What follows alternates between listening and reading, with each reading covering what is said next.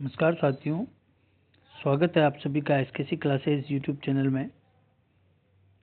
आज psychology test जो 16वां हुआ था, काफ़ी कमेंट्स आए थे कि 16 नंबर टेस्ट का सॉल्यूशन करवाइए। तो आज उस टेस्ट का सॉल्यूशन लेके आया हूँ। बहुत ही शानदार क्वेश्चंस थे इसमें, और सभी क्वेश्चंस जो है रीट एग्ज़ाम बेसिस बनाए गए हैं। और मेरी कोशिश ये रही है कि प्रत्येक क्वेश्चन से एक टॉपिक क्लियर करवाने की कोशिश है। इस टेस्ट के अंदर सारे क्वेश्चंस बहुत ही बेहतरीन हैं, और इस टेस्ट में जिसने भी 20+ का स्कोर अर्जित किया है वो बहुत ही अच्छी स्थिति में है।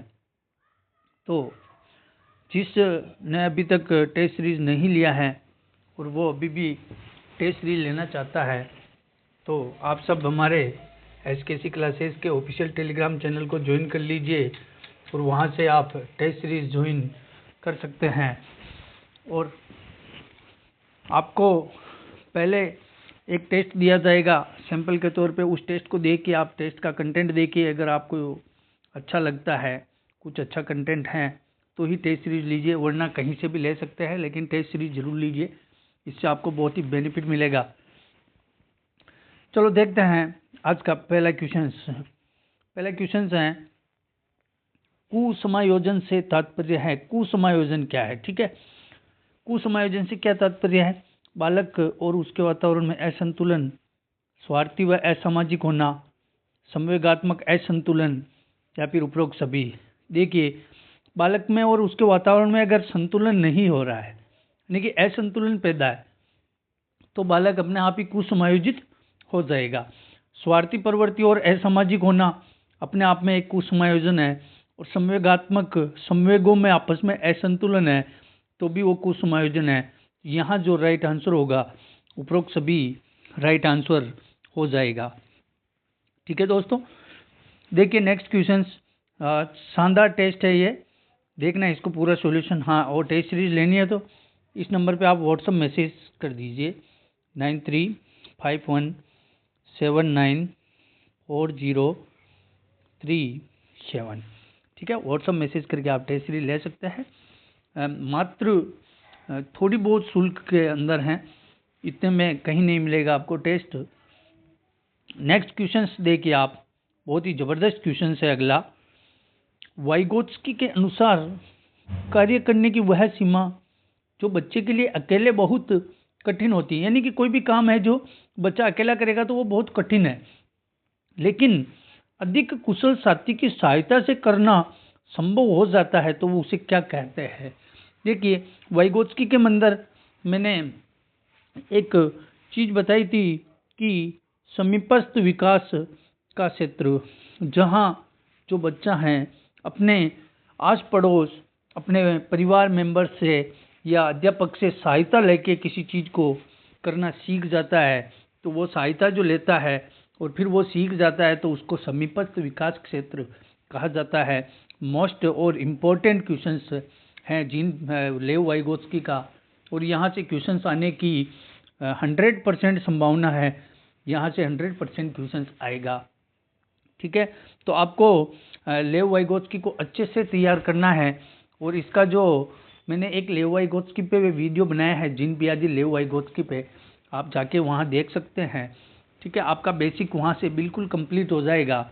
ठीक है, नेक्स्ट क्वेश्चन देखिए, एक सफल इंटीरियर डिजाइनर में किस प्रकार की बुद्धि की प्रबलशीलता होती है? इंटीरियर डिजाइनर है, ठीक है, एक डिजाइनर है, उसके अंदर कौन सी बुद्धि की प्रबलशीलता है? ठीक है ना, तो डिजाइन बना रहा है, ठीक है, तो वो अमूर्त काम कर रहा है। क्या कर रहा है? अमूर्त काम कर रहा है, ठीक है ना, इसीलिए उसके अंदर जो है अमूर्त बुद्धि की प्रबलशीलता रहेगी। क्या रहेगी? अमूर्त। ठीक है, इंटीरियर डिजाइनर के अंदर जो है अमूर्त बुद्धि रहेगी। ठीक है, इसके अंतर्गत इंजीनियर भी आते हैं, याद रखना, इंजीनियर भी आते हैं। ठीक है, सामाजिक बुद्धि के अंदर जो हैं, जो आपके नेता होते हैं, राजनेता वगैरह, जो वो सामाजिक बुद्धि में आते हैं। नेक्स्ट क्वेश्चन देखिए, भाटिया बुद्धि परीक्षण किस आयु वर्ग के बालकों पर करते हैं? भाटिया जो बुद्धि परीक्षण है वह कौन सी आयु के बालकों पर होता है? देखिए 11 से 16 वर्ष, 5 से 10 वर्ष, 12 से 15 या फिर 0 से 15। तो भाटिया बुद्धि परीक्षण जो है वो 4 से 16 वर्ष के बच्चों पर होता है। कितने वर्ष के बच्चों पर होता है? 4 से 16 वर्ष के बच्चों पर। ठीक है, अगला क्वेश्चन देखिए। नेक्स्ट क्वेश्चन है, निम्न में से क्या आकलन की रूपरेखा का एक तत्व नहीं है? आकलन की रूपरेखा का एक तत्व नहीं है। क्या नहीं है? देखिए चार ऑप्शंस देखिए अच्छे से। उद्देश्य, विशिष्टीकरण, वैधता या फिर प्रणाली। देखिए उद्देश्य आकलन के अंदर होता है, विशिष्टीकरण भी होता है और वैधता भी होती है, लेकिन प्रणाली जो है ये आकलन की का तत्व नहीं माना जाएगा, प्रणाली। ठीक है दोस्तों, तो यहाँ शानदार क्वेश्चन, आकलन से क्वेश्चन आता है, एक क्वेश्चन आकलन से, मूल्यांकन से, ठीक है, वहाँ से क्वेश्चन पुटअप होता है, तो लगभग आकलन से ही क्वेश्चन आता है। नेक्स्ट क्वेश्चन देखिए, कौन सा कथन सही नहीं है? ठीक है, कौन सा कथन सही नहीं है? वृद्धि रेखीय होती है, बिल्कुल वृद्धि रेखीय होती है, या तो ऐसे होती है या ऐसे होती है। ठीक है, वृद्धि जो रेखीय होती है। ठीक है, नेक्स्ट देखिए, विकास वर्तुलाकार होता है, बिल्कुल विकास वर्तुलाकार होता है, ऐसे होता है। कैसे होता है? ऐसे, यानी कि ये इसको समायोजित एकीकृत प्रक्रिया होती है। ठीक है, विकास आंतरिक होता है, बिल्कुल इंटरनल होता है। वृद्धि चेतन मन के परिणाम स्वरूप होती है। वृद्धि जो है चेतन मन के परिणाम स्वरूप विकास होता है। क्या होता है? विकास चेतन मन के परिणाम स्वरूप होता है, लेकिन वृद्धि जो है अचेतन मन के परिणाम स्वरूप होती है। ध्यान रखना, तो यहाँ ये कथन गलत हो जाएगा, डी ऑप्शन। नेक्स्ट क्वेश्चन देखिए, अधिगम अंतरण का थॉर्नडाइक सिद्धांत कहा जाता है। किसको कहा जाता है? थॉर्नडाइक सिद्धांत। समानता का सिद्धांत, अनुरूप तत्वों का सिद्धांत, औपचारिक नियमों का सिद्धांत, या इनमें से कोई नहीं। तो देखिए थॉर्नडाइक के सिद्धांत जो है अनुरूप तत्वों का सिद्धांत इसको कहा जाएगा, अनुरूप तत्वों का सिद्धांत कहा जाएगा। ठीक है ना। नेक्स्ट क्वेश्चन देखिए, हार्वर्ड गार्डनर का बुद्धि संबंधी सिद्धांत है। हार्वर्ड गार्डनर का कौन सा सिद्धांत है? हार्वर्ड गार्डनर ने बहुबुद्धि सिद्धांत दिया था। क्या दिया था? बहुबुद्धि सिद्धांत, जिसमें उसने 9 प्रकार की बुद्धि का उल्लेख किया है। ठीक है ना। तो कौन सी बुद्धि? बहुबुद्धि सिद्धांत। कौन सा दिया था? बहुबुद्धि सिद्धांत दिया था। ठीक है, डी ऑप्शन आ जाएगा। नेक्स्ट क्वेश्चन देखिए, अनुवांशिकी के जनक, बहुत ही फेवरेट क्वेश्चन है माध्यमिक शिक्षा बोर्ड का, ध्यान रख लेना। वातावरण, ठीक है, विकास के अंतर्गत वातावरण और वंशानुक्रम की जो भूमिका होती है, वहां से आपके 2 क्वेश्चंस देखने को मिलेंगे। कितने क्वेश्चंस? 2। देखिए एक अनुवांशिकी पर आपको क्वेश्चन 100% देखने को मिलेगा। तो अनुवांशिकी के जो जनक है वो ग्रेगर मेंडल को माना जाता है। किसको माना जाता है? ग्रेगर मेंडल को कहा जाएगा। ठीक है दोस्तों, नेक्स्ट क्वेश्चन देखिए आप। अगला क्वेश्चन है, अत्यंत निपुणतापूर्ण अधिगम पद्धति जिस पर बांडुरा तथा वोल्टर ने बल दिया है वह है पुरस्कार तथा सजा, निरीक्षण युक्त अधिगम या अनुकरण, स्व वास्तविकीकरण, या फिर ऊपर लिखित कोई नहीं। देखिए बांडुरा और वोल्टर ने जो बल दिया था वो था आपके निरीक्षण युक्त अधिगम या फिर अनुकरण। ठीक है, अनुकरण पर बहुत बल दिया था बांडुरा ने और वोल्टर ने। नेक्स्ट क्वेश्चन देखिए, निम्न में से कौन सा अधिगम वक्र नहीं है? अधिगम वक्र, अधिगम के जो वक्र हैं 3 प्रकार से माने गए हैं। ठीक है, मिश्रित, नतोदर और उन्नतोदर, ये तीनों तो इसके वक्र होते हैं, लेकिन लंबवत इसका कोई प्रकार नहीं है।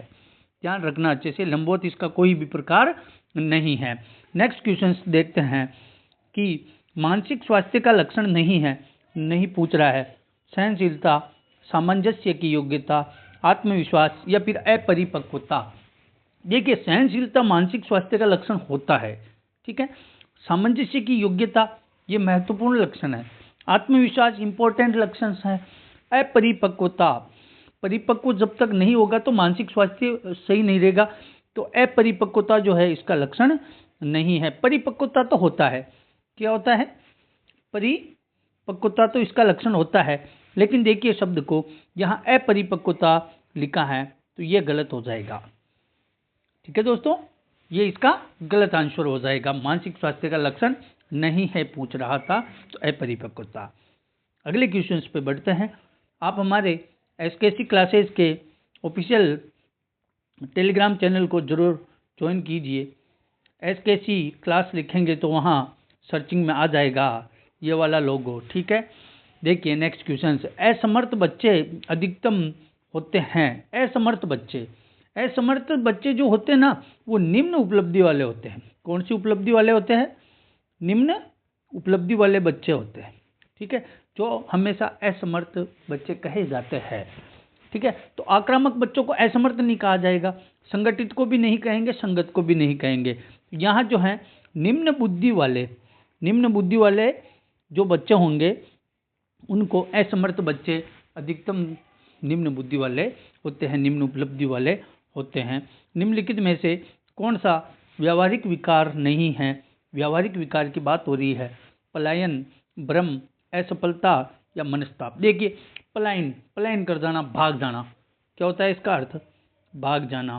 तो ये व्यावहारिक विकार होता है, ठीक है। भ्रम में रहने का मतलब भी व्यावहारिक विकार ही है।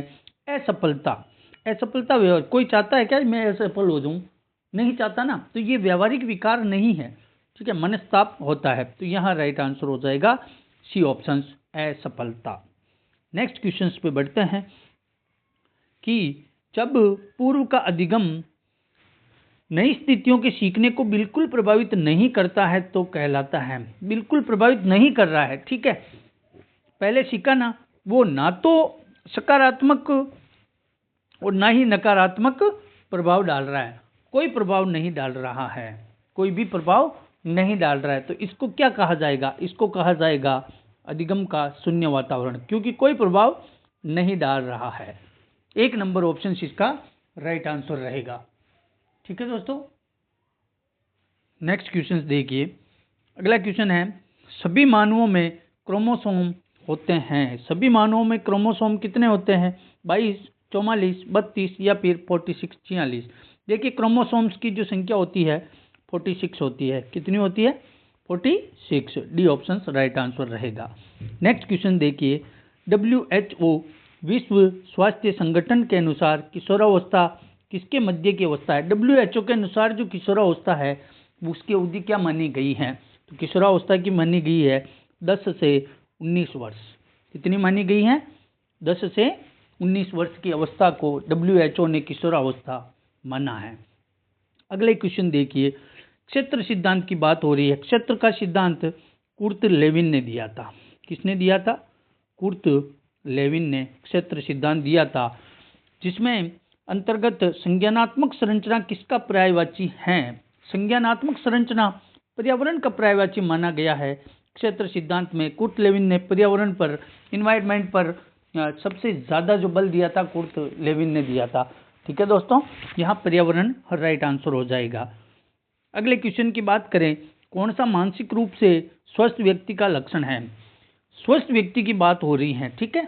सहनशीलता, आत्मविश्वास, संवेगात्मक परिपक्वता या फिर उपरोक्त सभी। तो यहाँ सहनशीलता भी होता है, आत्मविश्वास भी होता है, संवेगात्मक परिपक्वता भी होती है। यहाँ जो according two options right answer हो जाएगा उपरोक्त सभी। क्या हो जाएगा? उपरोक्त सभी यहाँ राइट आंसर रहेगा, ठीक है दोस्तों। अगले क्वेश्चन की बात करते हैं। एकल प्रयास जो है अधिगम का नियम संबंधित है किससे है? एकल प्रयास अधिगम, यह नियम किससे संबंधित है बताइए? एडविन गुथरी, BF स्किनर, अल्बर्ट या फिर CL हल। तो एकल प्रयास अधिगम जो है एडविन गुथरी का अधिगम सिद्धांत, एडविन गुथरी। क्या हो जाएगा? Edwin गुथरी। 1 number option right answer रहेगा इसका। नेक्स्ट क्वेश्चन की बात करें, कौन सा बाल अपराध का एक मनोवैज्ञानिक कारक नहीं है पूछ रहा है। बाल अपराध की बात हो रही है, तो मानसिक संघर्ष से तो बाल अपराध पैदा होता है, प्रबल कामना भी होती है, राजनीति का कोई प्रभाव नहीं है, और मंदबुद्धिता से भी एक मनोवैज्ञानिक कारक होता है। तो देखिए यहाँ जो राइट आंसर होगा, कारक नहीं है तो मनोवैज्ञानिक कारक राजनीति नहीं है। क्या नहीं है? राजनीति नहीं है, ठीक है दोस्तों। यहाँ राजनीति ऑप्शन राइट हो जाएगा। नेक्स्ट क्वेश्चन देखिए आप, अगला क्वेश्चन है, निम्न में से कौन सी अवस्था में शारीरिक विकास की दर सबसे धीमी गति से होती है? शारीरिक विकास की दर सबसे धीमी गति जो होती है वो बाल्यावस्था के अंतर्गत होती है। किसमें होती है? बाल्यावस्था में शारीरिक विकास की दर जो है सबसे धीमी मानी जाती है। यहाँ राइट आंसर रहेगा आपके बाल्यावस्था। ठीक है दोस्तों, फिर अगले क्वेश्चन की बात करते हैं। नेक्स्ट क्वेश्चन है, कौन सा उपागम, निम्न में से कौन सा उपागम जो है व्यक्तित्व सिद्धांतों से संबंधित नहीं है? कौन सा उपागम व्यक्तित्व सिद्धांतों की बात हो रही तो उनसे संबंधित नहीं है? शील गुण उपागम, प्रकार उपागम, मानवतावादी उपागम या एक तंत्रात्मक उपागम? तो देखिए, व्यक्तित्व सिद्धांतों में संबंधित नहीं है तो वो नहीं है एक तंत्रात्मक उपागम। क्या राइट आंसर हो जाएगा? एक तंत्रात्मक उपागम, डी ऑप्शन राइट रहेगा। अगले क्वेश्चन पे बढ़ते हैं।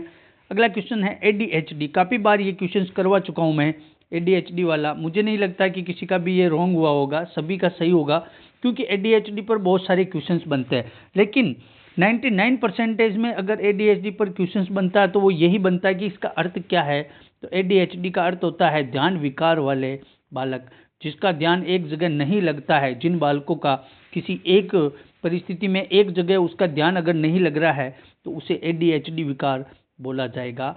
ये अधिगम निर्योग्यताओं से क्वेश्चंस, लर्निंग डिसेबिलिटी से क्वेश्चंस है। तो यहाँ से एक क्वेश्चन 100% बनने की संभावना है। यदि ADHD से क्वेश्चंस नहीं आया तो आपके ऑटिज्म बच्चों से आ जाएगा। किससे आएगा? ऑटिज्म से आ जाएगा। ठीक है ना, दोनों से एक क्वेश्चन से 100% आता है, ध्यान विकार वाले बालक। नेक्स्ट क्वेश्चन देखिए आप कि जीन पियाजे के संज्ञानात्मक विकास सिद्धांत के अनुसार संवेदी क्रियात्मक अवस्था होती है। संवेदी क्रियात्मक अवस्था जो जीन पियाजे की प्रथम अवस्था मानी गई, कौन सी अवस्था है? प्रथम अवस्था इसको कहा जाता है। तो प्रथम अवस्था की जो अवधि होती है वो जन्म से 2 वर्ष होती है। कितनी होती है? जन्म से 2 वर्ष होती हैं। ठीक है, और दूसरी अवस्था होती है इनकी मूर्त संक्रियात्मक अवस्था, तीसरी अमूर्त संक्रियात्मक अवस्था, और चौथी होती है औपचारिक संक्रियात्मक अवस्था, जो कि सबसे आखिरी अवस्था मानी जाती है। ठीक है, यहाँ राइट एक ऑप्शन हो जाएगा। नेक्स्ट क्वेश्चन देखिए, पूर्व ज्ञान के आधार पर विषय का परिचय देने के लिए दी जाती है। पूर्व ज्ञान के आधार पर प्रस्तावना, सबसे पहला टॉपिक जो होता है प्रस्तावना ही होता है, और प्रस्तावना जो है हमेशा पूर्व ज्ञान के आधार पर परिचय देने के काम आती है प्रस्तावना। ठीक है, ये राइट इसका आंसर हो जाएगा। नेक्स्ट क्वेश्चन है, कौन सी विशेषता मानसिक विकास की ठोस सक्रिय अवस्था नहीं है, पूछ रहा है।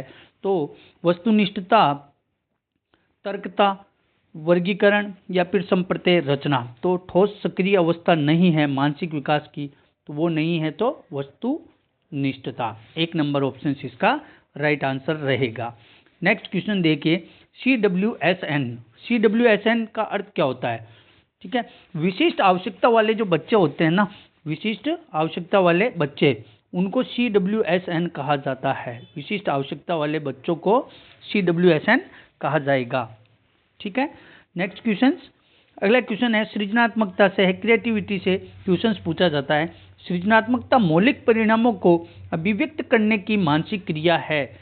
ठीक है, उपयुक्त कथन किस मनोवैज्ञानिक ने दिया था? मौलिक परिणामों को अभिव्यक्त करने की मानसिक प्रक्रिया है। तो ऐसा कहने वाले थे क्रो एंड क्रो। सृजनात्मकता पे आपको एक तो क्रो एंड क्रो पे और जेम्स ड्रेवर 2 परिभाषा तो ये रहेगी। एक परिभाषा है आपके हरलॉग की।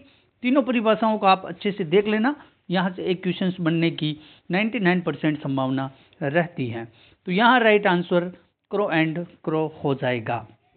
नेक्स्ट क्वेश्चन देखिए, व्यवहार पर आधारित अधिगम सिद्धांतवादी इस विश्वास को मानते हैं कि, कौन से विश्वास को मानते हैं? व्यवहारवादी की बात हो रही है। ठीक है, तो बालक स्वाभाविक अधिगम करता है, वातावरण व्यक्ति से बदल सकता है। वातावरण कभी व्यक्ति से बदलता है क्या? नहीं, क्योंकि वातावरण से व्यक्ति बदलता है, ये गलत है। सभी प्रकार का व्यवहार सीखा जा सकता है, प्रत्येक व्यक्ति सब कुछ सीख सकता है। देखिए, व्यवहारवादियों ने जो कहा था, ठीक है, उन्होंने कहा था सभी प्रकार का व्यवहार सीखा जा सकता है। क्या? सभी प्रकार का व्यवहार सीखा जा सकता है। ठीक है, ये इसका राइट आंसर हो जाएगा। तो ये आज की क्लास थी और बहुत ही इम्पोर्टेंट क्वेश्चंस थे सारे के सारे। ठीक है, ऐसी ही टेस्ट सीरीज अपनी चल रही है जिसमें 16 टेस्ट हो चुके हैं। अगर अभी भी किसी को टेस्ट सीरीज ज्वाइन करना है तो व्हाट्सअप मैसेज कीजिए इस नंबर पे। ठीक है, तो वहाँ से आप टेस्ट सीरीज ज्वाइन कर सकते हैं। फीस नाम मात्र की हैं, बिल्कुल जो प्लेटफॉर्म फीस रहती वही रखी गई है। और बाकी आप क्लासें रेगुलर आपकी चल रही है, यूट्यूब पे देखते रहिए। और साइकोलॉजी में आपके आराम से 25 क्वेश्चंस आराम से सही हो जाएंगे अगर टेस्ट सीरीजें आप सबने अगर ले रखी है तो। ठीक है दोस्तों, धन्यवाद।